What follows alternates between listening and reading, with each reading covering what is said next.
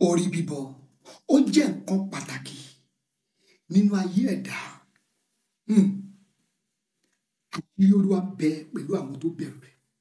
Àṣírí ìràwọ̀ rẹ̀ a máa kú ọdún tuntun. Ọ̀rẹ́, ṣé o ti fún ẹlẹ́dàá rẹ ní nǹkan tí ẹlẹ́dàá rẹ fẹ́? Gbọ́ mi dáadáa. Orí là bá bọ, àbá fi òrìṣà sílẹ̀.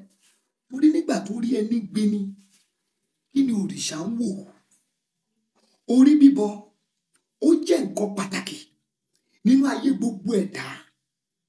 Ǹjẹ́ ìwọ ń ṣàkíyèsí àwọn nǹkan wọ̀nyí nínú ayé rẹ? Àìlákójọ, àìnífọ̀kànbalẹ̀, fífi ojú àti ara kó owó aláǹtakùn, ìkórìíra ní àìnídìí àti bẹ́ẹ̀ bẹ́ẹ̀ lọ. Ṣé o mọ̀ wípé bí èèyàn ò bá borí rẹ̀, ó lè ṣílẹ̀kùn sílẹ̀ fún àwọn ọ̀tá láti fìyà jẹ?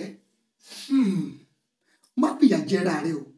Torí gbogbo ẹni tó bá ti fún ẹlẹ́dàá rẹ̀ ní nǹkan tó fẹ́, ó fìyà jẹ ara rẹ̀. Bẹ́ẹ̀ ni, báwo ló ṣe mọ tí ẹlẹ́dàá rẹ̀ ń fẹ́?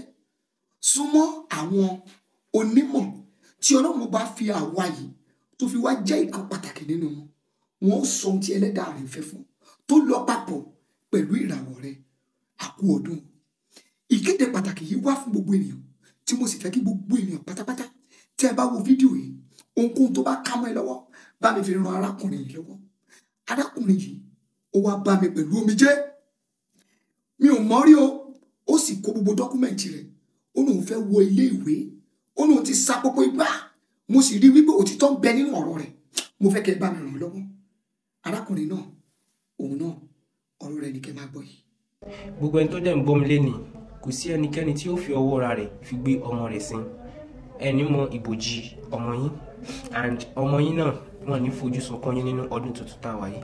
And mo gbàdúrà pé ọdún tá a ṣẹ̀ṣẹ̀ wọ̀ yìí yóò ṣe wá sí ire, yóò ṣe wá ní sí àlàáfíà. And the reason why I'm doing this video today is that mo nílò ìrànlọ́wọ́ gbogbo yín tí ó máa gbọ́ mi ní èní níbikíbi nípa ilé ìwé mi ni.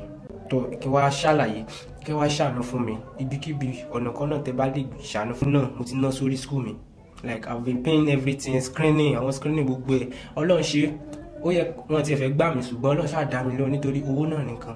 Náà ló jẹ́ kí wọ́n ti pé mo nílò ìrànlọ́wọ́ gbogbo yín fún owó school fees ni, and this school fees is just 47,000 naira.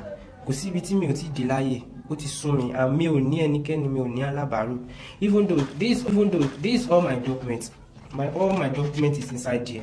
Kò sí ibi tí mi ò ti dé.